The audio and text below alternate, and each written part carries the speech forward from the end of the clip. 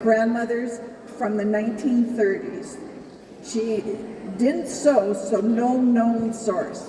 Well used and loved by her, then my mother, and now me. Worn out in many places. I replaced the binding due to the batting actually coming out.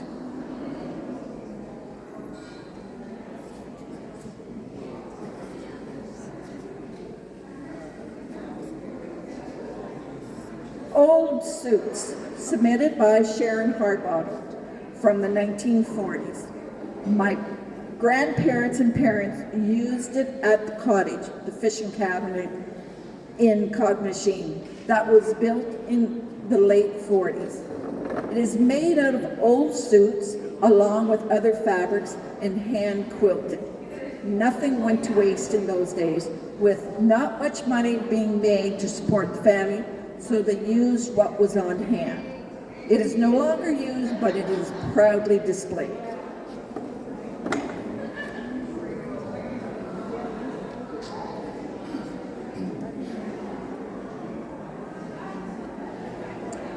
Blazing Stars, submitted by Teresa Fama, quilted by Anita Marsha, design inspiration, Odiana Chrétien.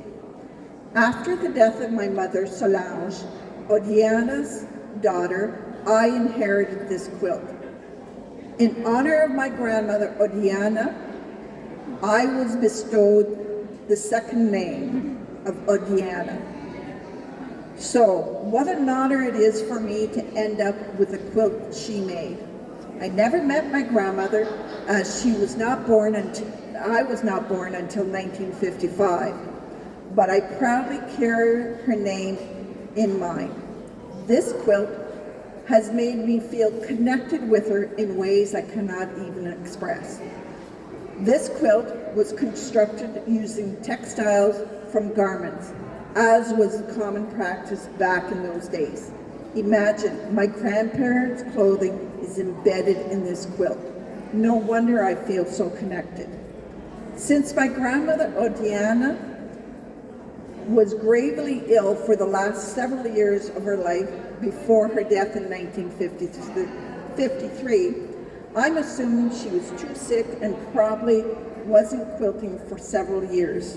My guess, this quilt was made either in the 1930s or the 1940s.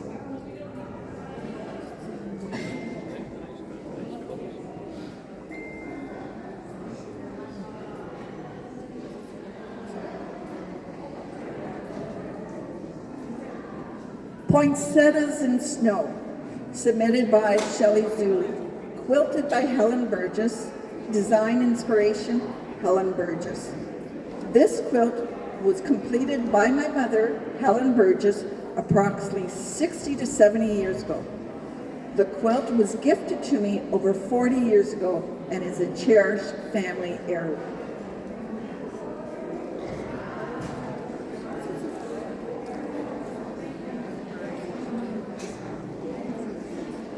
Birds of Canada, submitted by Beth Breskinson, quilted by Lila and her daughters, design inspiration, Lila Frame. In August of 1959, this quilt was entered into a judged category at the Canadian National Exhibition and won first prize. It was a huge landmark for Mrs. Lila Frame. She had been working on the blocks for well over a year. She and her family and friends were in awe of this momentous accomplishment in Sault Ste. Marie. The following is the story of how it came about as relayed to me by her grandson, Donald Breskinson, my husband. Lila had heard that Molson's had a promotion sometime in 1957 to 1958. There were prints of birds native to Canada. For the price of $1, you could mail away for a set of 8 by 10 colored prints. She was very hush-hush about how and where she got these beautiful prints. Lila was a staunch teetotaler and kept her source quiet. She told her family they were not to tell anywhere where the prints had come from. Lila transferred the print to fabric and embroidered the birds onto the blocks.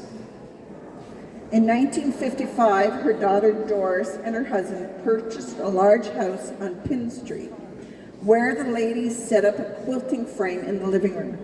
The ladies would meet here and quilt the blocks into magnificent work. Donald would serve the ladies tea and cookies while they worked on the quilt.